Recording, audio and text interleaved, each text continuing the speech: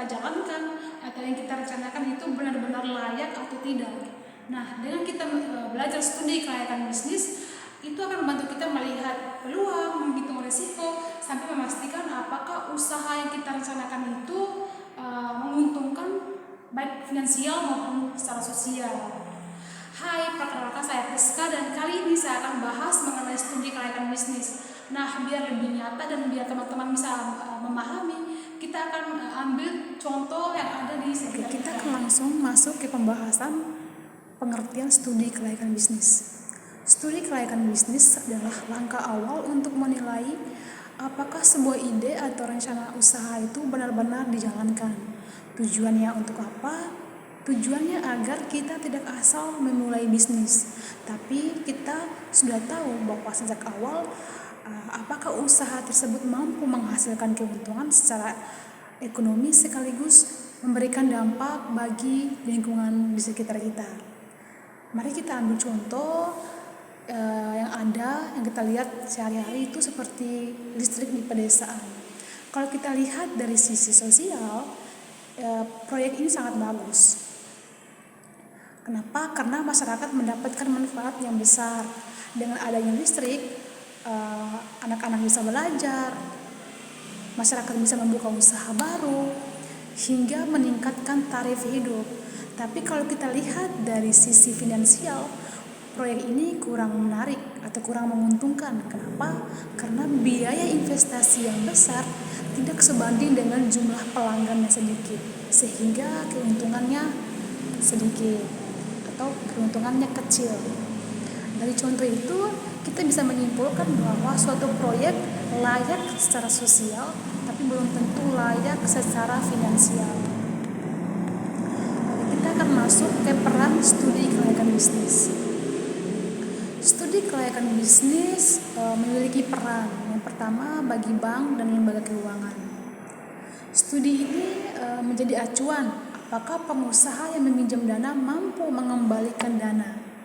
Jadi bank itu akan memastikan bahwa orang yang meminjam uang benar-benar mampu mengembalikan. Nah, di studi kelayakan ini membantu bank untuk menilai apakah usaha tersebut memang bisa berjalan dan menghasilkan keuntungan.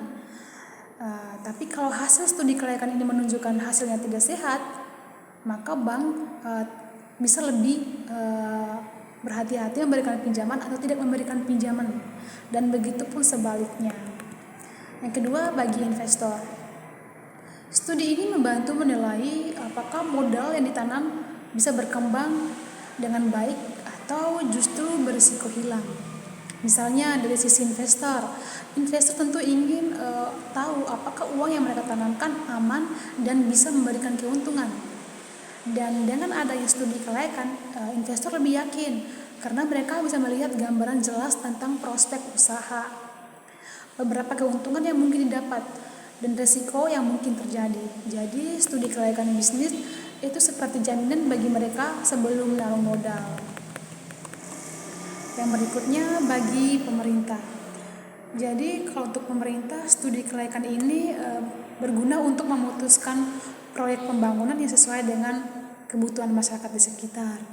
Studi kelayakan ini dipakai sebagai dasar pertimbangan dalam mengambil keputusan, terutama untuk proyek-proyek pembangunan. Pemerintah harus berhati-hati karena dana yang dipakai itu biasanya lebih besar dari yang menyangkut dengan kepentingan masyarakat luas. Contohnya, kalau pemerintah ingin membangun jembatan atau ingin membangun rumah sakit, tentu harus ada studi kelayakan bisnis terlebih dahulu. Supaya apa? Ya supaya proyek ini benar-benar bermanfaat dan bukan malah membebani anggaran. Oke, berikutnya bagi masyarakat luas.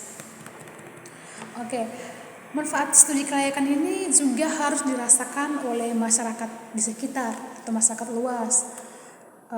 Seperti mereka harus tahu dengan adanya usaha ini apakah bisa membuka lapangan kerja baru. Dengan membuka lapangan kerja baru sehingga dapat mengurangi pengangguran di sekitar kita. Yang kedua, apakah produk yang dibuat ini tuh dibutuhkan tidak di masyarakat? Jangan sampai kita bikin produk tapi produk ini malah tidak dibutuhkan, gitu. Dan berikutnya uh, bisa meningkatkan ekonomi daerah. Jadi ketika dengan adanya usaha ini diharapkan bisa meningkatkan ekonomi di daerah kita. Jadi pada akhirnya masyarakat juga pun ikut merasakan dampak positif dari usaha yang sudah direncanakan dengan matang. Oke, jadi bisa dibilang studi kelayakan itu bukan hanya bermanfaat bagi investor, bukan hanya bermanfaat bagi pemerintah atau lembaga keuangan lainnya, tapi studi kelayakan itu bermanfaat bagi masyarakat luas, begitu, dan orang-orang yang terlibat di dalamnya tentunya. Baik, kita akan lanjut ke aspek-aspek studi kelayakan bisnis. Kita akan bahas aspek yang pertama, yaitu aspek pasar dan pemasaran. Nah, aspek ini melihat apakah produk atau jasa yang kita tawarkan itu betul-betul dibutuhkan di masyarakat. Nah, saya akan ambil contoh produk minyak kemiri. Produk ini sangat-sangat dibutuhkan di masyarakat, terutama bagi wanita maupun pria yang mengalami kerusakan rambut maupun kerusakan rambut meliputi rambut rontok, ketombe, dan lain sebagainya. Nah, dengan adanya minyak kemiri itu dapat mengatasi masalah tersebut. Dan apa yang kita lakukan selanjutnya yaitu kita harus membuat produk kita agar berbeda dengan produk minyak kemiri lainnya supaya bisa bersaing di pasar sekarang. Kita akan lanjut ke aspek yang kedua, yaitu aspek teknis dan teknologi. Nah, aspek ini membahas tentang aspek ini berkaitan dengan bagaimana usaha dijalankan secara operasional. Nah, yang dilihat dari aspek ini yaitu lokasi usaha, bahan baku, serta kapasitas produksi. Contoh sederhana, kalau kita ingin buka misalnya laundry, nah kita harus tahu bahwa kita harus memilih lokasi yang strategis, misalnya di dekat di tempat yang agak ramai, yang padat penduduk, mahasiswa maupun lainnya. Yang kedua, mesinnya yang cukup, sabunnya yang mudah didapat, dan pekerjaannya bisa cepat selesai. Kalau teknis ini berantakan, usaha pun gagal. Makanya kita harus mengaturnya dengan secara baik.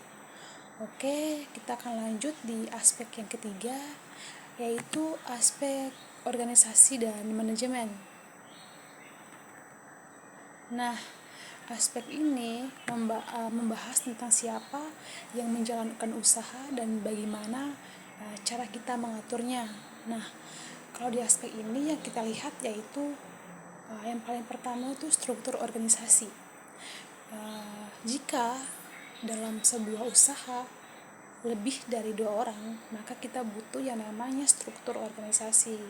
Supaya apa? Ya supaya pekerjaan kita itu bisa lebih fokus, supaya dengan kita tahu tugas kita masing-masing, dengan seperti itu maka tugas kita dapat cepat selesai.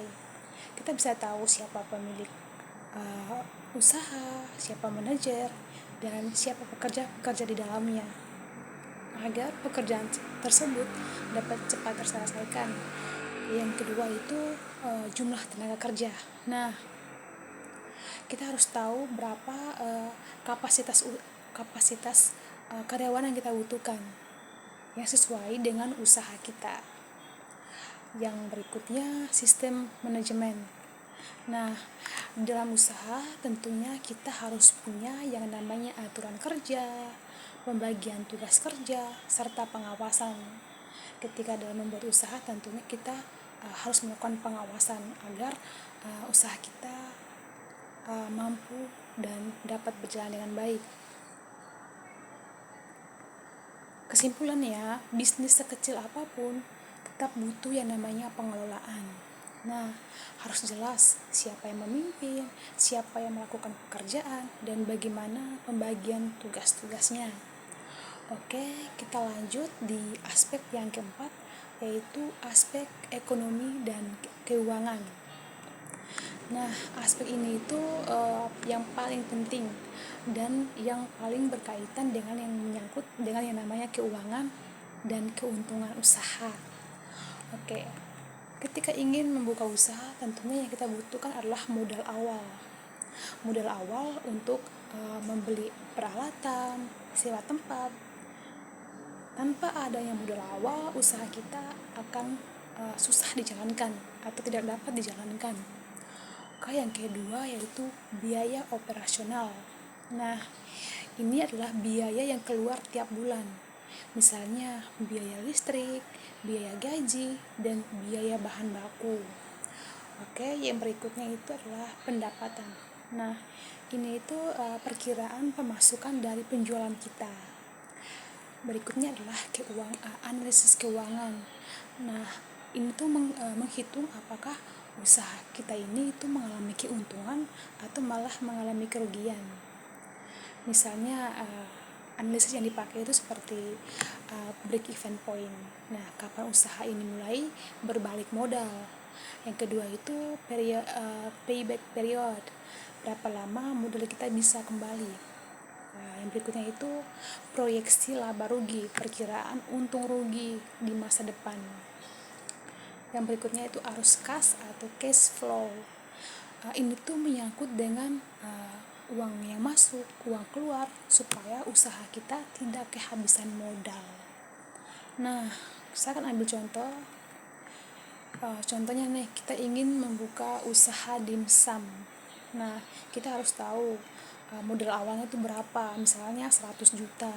Terus kita harus tahu juga biaya per bulannya itu berapa, perkiraan penjualan itu berapa, dan artinya tiap bulan masih ada sisa untuk kembali modal. Kita akan masuk ke aspek yang berikutnya, yaitu aspek sosial, ekonomi, dan lingkungan. Kita langsung simpulkan 3 aspek ini. Yang pertama, dari ketiga aspek ini tuh yang paling berdampak di masyarakat. Yang pertama tuh lapangan kerja.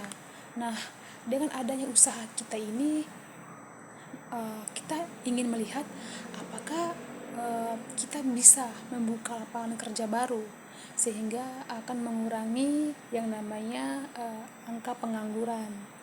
Yang kedua, pendapatan masyarakat. Nah, di aspek ini itu apakah dengan usaha kita ini dapat membantu meningkatkan ekonomi di masyarakat atau di sekitar kita.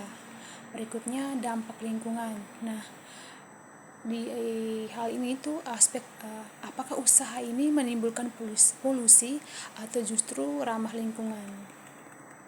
Contohnya itu seperti usaha daur ulang sampah. Selain memberikan keuntungan, usaha ini juga bermanfaat bagi masyarakat karena mengurangi sampah dan membuka lapangan kerja baru.